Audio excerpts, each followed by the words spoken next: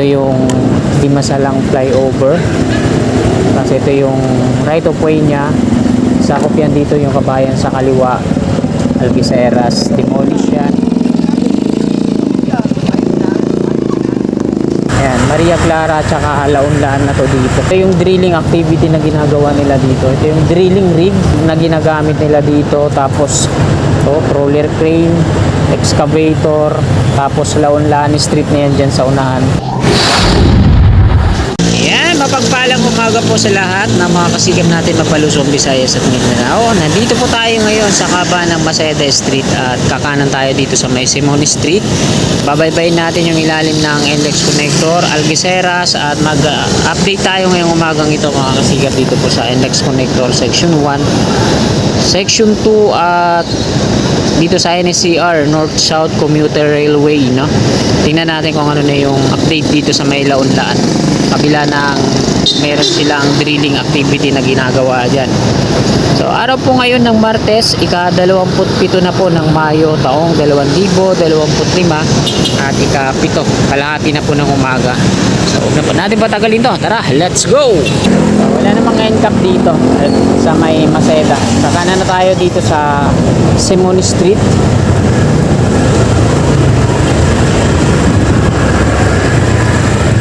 Ang meron lang end cap ay doon na sa paglabas natin, Mabuhay Lane.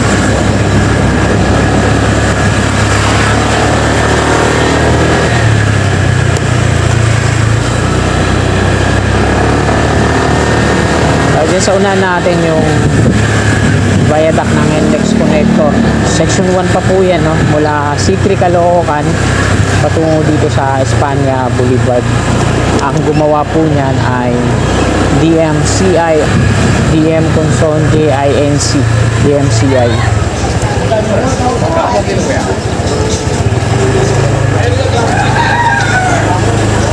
So, yung dati nating inaakala na gagawin nilang kalsada dito sa ilalim, nagkamali tayo. Bawat street dito ay nilagyan nila ng mga precast compound wall, tapos nilagyan ng gate.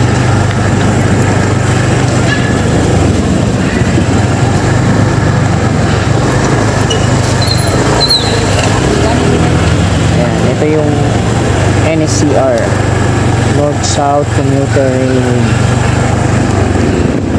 Makita ko lang ulit. Ito yung Dimasalang flyover. Kasi ito yung right of way niya. Sakop yan dito yung Kabayan sa kaliwa. Algeciras, demolish yan.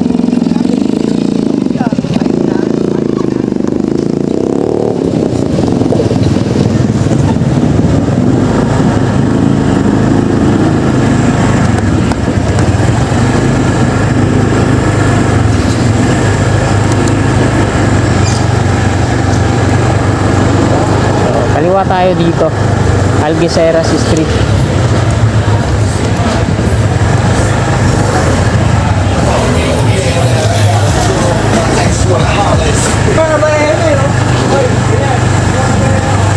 So sa kaliwa natin yung mid-block toll plaza dito sa Maria Clara Street.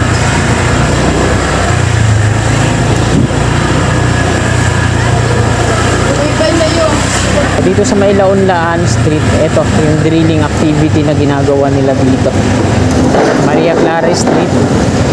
So dito sa Maria Clara, tingnan nyo, ganun din yung ginawa nila dyan. Merong mga precast compound wall at may sariling gate. Ayan, Maria Clara tsaka Launlaan na to dito.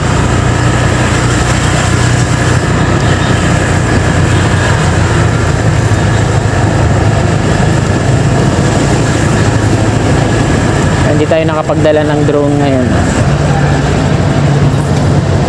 Ito yung ito yung drilling activity na ginagawa nila dito. Ito yung drilling rig. Isa lang yung drilling rig na ginagamit nila dito. Tapos ito, roller crane, excavator, tapos Launlaan street na yan dyan sa unahan. Gitna siya ng Maria Clara. Dito sa kabilang Maria Clara yan, doon sa may mid-block toll plaza. Nagbabaon lang naman sila dyan ng mga para sa pile load test, yung maliliit na rebar cage. dito sa may mga ano na to. So hindi pa naman totally para sa pier columns ng NSCR yan. Yung mga ginagawa nila dun sa ibang area, ganun din yung ginagawa nila dito. May mga binabaon sila ng mga ano, ng mga rebar na maliliit, tapos para sa pile load test. Laon-Lani Street, ganun din dito.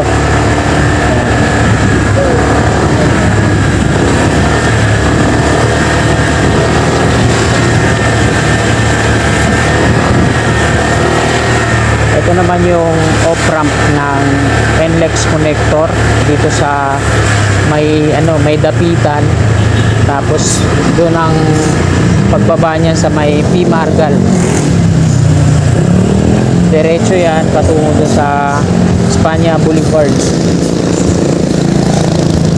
Pero ang layo, no? Dito yung rampa niya pababa. Kagaya doon sa New Santa Mesa Interchange, ang entry po ng on-ramp ay dun sa may westbound, pero yung on-ramp niya malayo, no? Nandun sa may likod ng kapilya ng Iglesia ni Cristo, lokal ng Sampaloc. Ganun din dito, napakalayo ng rampa niya. Tapos yung exit niya dun sa may Espanya Boulevard, tapos dito sa may P. Florentino Street.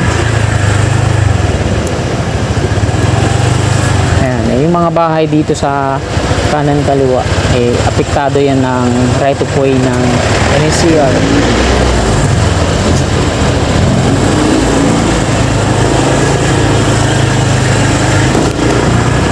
Yung dito sa kaliwa, talagang lahat yan sila wipe out, tapos babawas sila dito sa kanan naman batay sa markings na nakalagay dito na no left turn. So, madali tayo. Diretso lang tayo kasi may signage dyan na bawal kumaliwa. Mahirap na. Ito naman yung Estero di Calugcub. Kakatapos lang po ng rehab po niyan dito, no? Pinakapal yung mga basin niya, nilaliman yung ilog, tapos nilagyan ng matataas na metal fence para maiwasan yung paghahagis, pagtatapon ng mga diaper at iba't ibang mga basura, plastic bottle na hulog dyan sa ilog at nagdudulot ng pagdumi at pagbara, kung kaya nagiging bahay ng Manila. P. Florentino Street na tayo. So dito tayo sa may Vicente Cruz Street, palabas na Espanya Boulevard.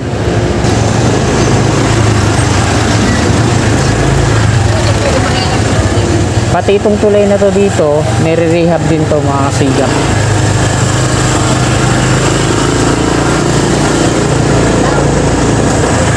Ayan, may dito, may tarpaulin.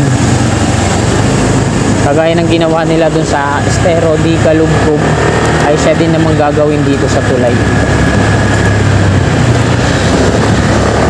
Dito na po tayo sa street na to. Ito po yung Vicente Cruz Street.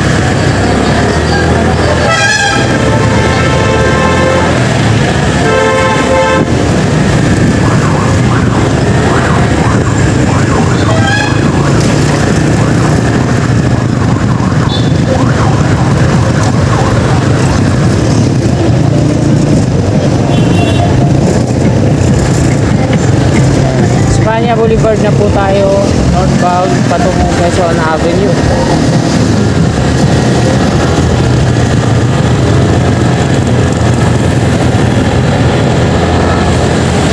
So ayan yung NLEX connector, boundary ng DMCI at CRBC yung gumawa dito.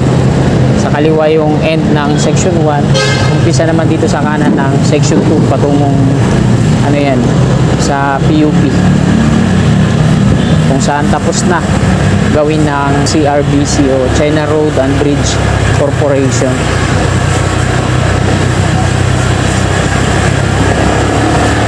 Ito yung lumang PNR sa ating gawing kaliwa, Espanya Station. So madidemolish po yan mga kababayan. At ang magiging istasyon na ng NSCR doon sa may T. Florentino. So, nandito na tayo sa may SH Loyola Street. Ito yung activity na ginagawa nila dito.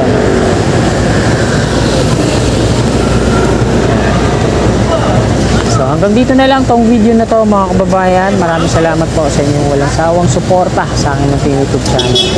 Sana bago nyo lisanin tong video na to, baka pwede naman pong palike sa mga kasikat natin na nakapanood, willing sumuporta. Ayan, subscribe nyo na po ang aking YouTube channel.